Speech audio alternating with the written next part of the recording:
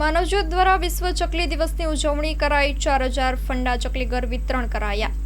ભુજના regional science centre અને માનવજ્યોત સંસ્થા ભુજ દ્વારા સાયન્સ સેન્ટર મધ્યે બાળકોની વિશાળ ઉપસ્થિતિમાં વિશ્વ ચકલી દિવસ ઉજવાયો હતો। પ્રોજેક્ટ ડાયરેક્ટર ડોક્ટર સુમિત વ્યાસ, ફેસિલિટી મેનેજર આરતીબેન આર્યે પ્રાસંગિક વક્તવ્ય આપતા લુપ્ત થતી ચકલીઓને બચાવી લેવા તેમને રહેણાંકની વ્યવસ્થા કરી આપવા સમજ પૂરી પાડી હતી। અદ્રશ્ય થઈ રહેલી ચકલીઓને પડતી અનેક મુશ્કેલીઓ વર્ણવી હતી। માનવજ્યોતના પ્રબોધ મુનવરે જણાવ્યું હતું કે મહાઝુંબેશ કચ્છના ગામડા શહેરોમાં પહોંચી છે। સંસ્થા દ્વારા લગાડવામાં આવેલા ચકલીઘરોથી ચકલીઓ સારા પ્રમાણમાં દેખાવા લાગી છે। તેમણે ચણ, પાણી, રહેણાંકની વ્યવસ્થા કરી આપવા જણાવ્યું હતું। આ પ્રસંગે બાળકોને કુંડા ચકલીઘર અર્પણ કરાયા હતા। કાર્યક્રમનું સંચાલન શૈલ પલણે કર્યું હતું। ભુજના સિમંદર સિટી મધ્ય માનવજ્યોત અને સમતા સેવા ગ્રુપ દ્વારા આયોજિત કુંડા ચકલીઘર વિતરણ કાર્યક્રમમાં વિશાળ સંખ્યામાં મહિલાઓ જોડાયા હતા। સંસ્થાના અધ્યક્ષ પ્રબોધ મુનવરના જણાવ્યું હતું કે ચકલીઓનું અસ્તિત્વ જોખમાતું જાય છે। વર્તમાન યુગમાં આધુનિક ખાતરો, જંતુનાશક દવાઓ, વધતું જતું પ્રદૂષણ, નવી રહેણી કહેણી, ઊંચા મોબાઈલ ટાવરો, નડિયાના બદલે છત વગેરે કારણોસર પક્ષીઓની જાતિઓ લુપ્ત થવાના આરે છે। શ્રી પૃથ્વીરાજસિંહ જાડેજાએ જણાવ્યું હતું કે આપણી સાથે ઘરમાં રહેતું રણિયામણું પક્ષી ચકલી આપણાથી અલગ પડી ગયું છે। આપણે આપણી વ્યવસ્થા કરી લીધી પણ નાનકડા પક્ષીની વ્યવસ્થા કરતા ભૂલી ગયા છીએ। પરિણામે ચકલીઓનો કલરવ અને અવાજ ઓછો થતો ગયો છે। દરેક મહિલાઓને માનવજ્યોત દ્વારા કુંડા ચકલીઘર અર્પણ કરાયા હતા। મમતાબેન ઠક્કર, જ્યોતિબેન સચદે, જ્યોત્સનાબેન, દક્ષાબેન, રેખાબેન રાવત, કસ્તુરબેન દાવડાએ તથા ગ્રુપના સર્વે બહેનોએ વ્યવસ્થામાં સહકાર આપ્યો હતો। ચકલીઘર કુંડા વિતરણ કાર્યમાં આનંદ રાયસોની, ગોવિંદભાઈ પાટીદાર, નરસિંહભાઈ ગોગારી, ભવાનજીભાઈ ઠક્કર, શંભુભાઈ જોશી, નીતિન ઠક્કર તથા સંસ્થાના સર્વે કાર્યકરોએ સહકાર આપ્યો હતો। સવારથી જ વિશાળ સંખ્યામાં લોકો ચકલીઘર કુંડા લેવા માનવજ્યોત કાર્યાલય સુધી પહોંચ્યા હતા।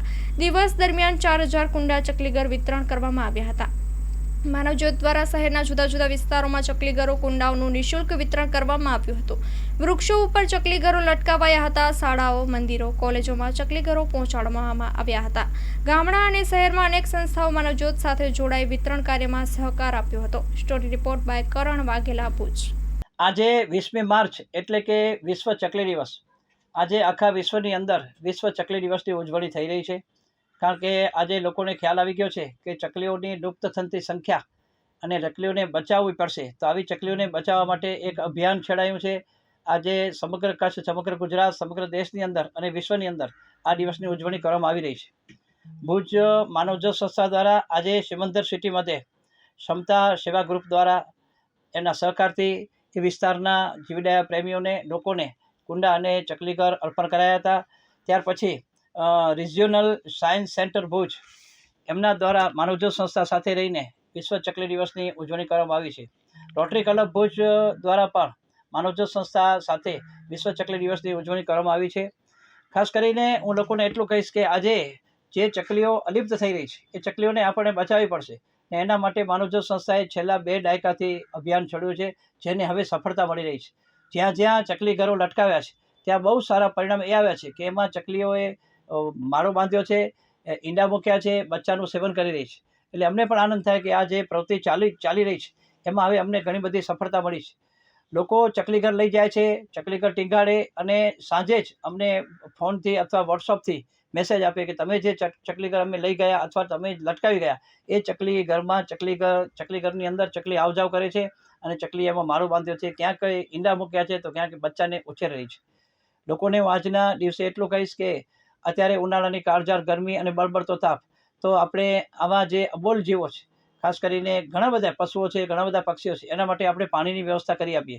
કારણ કે જ્યારે પાણી નથી મળતું ત્યારે આવા પક્ષીઓ તડફડીને મૃત્યુ પામે છે। આવા પક્ષીઓને આપણને બચાવવા પડશે। તો ચકલી એક એવું નાનું પક્ષી છે જે પહેલાંના જમાનામાં માણસ સાથે રહેતું હતું। એક જ ઘરમાં માણસ અને ચકલી રહેતા હતા। આજે ચકલી આપણાથી વિખૂટી પડી ગઈ છે કારણ કે આપણા મકાન છતવાળા થઈ ગયા। હવે આપણે ઘરમાં એના માટે ક્યાં જગ્યા નથી રાખી। પહેલાં વરાવંજી વચ્ચે પણ ચકલીઓ નડિયાની વચ્ચે માળું બાંધી અને ઈંડા બચ્ચા મૂકતી, ઘડિયાળ હતા, દિવાલ ઘડિયાળ, એની પાછળ માળું બાંધતી। ત્યાર પછી મોટા પરિવારજનોના વડીલોના ફોટા હતા એની પાછળ પણ માળું બાંધતી। પણ હવે આપણે ઘરમાં એના માટે ક્યાં જગ્યા રાખી નથી, એટલે ચકલીઓ કચ્છ છોડી ગઈ છે, ગુજરાત છોડી ગઈ છે, તો આપણે એવી ચકલીઓને બચાવવી પડશે, ચકલીઓને ફરી પાછી બોલાવવી પડશે.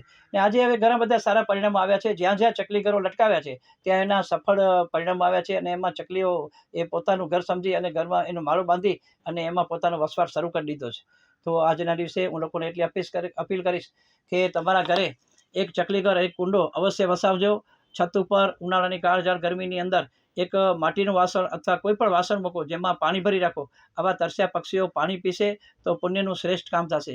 એવી જ રીતે ઘરમાં જ્યાં પણ જગ્યા હોય ત્યાં એક ચકલી ઘર અવશ્ય લટકાવો, કારણ કે આ ચકલી ઘર ઘરની શોભા વધારે છે. સાથે સાથે ચકલીઓ માટે આ એક બહુ જરૂરી છે કે એને પણ એક ઘર મળે, તો ફરી પાછા માનવી અને ચકલી એક જ ઘરમાં રહી શકે.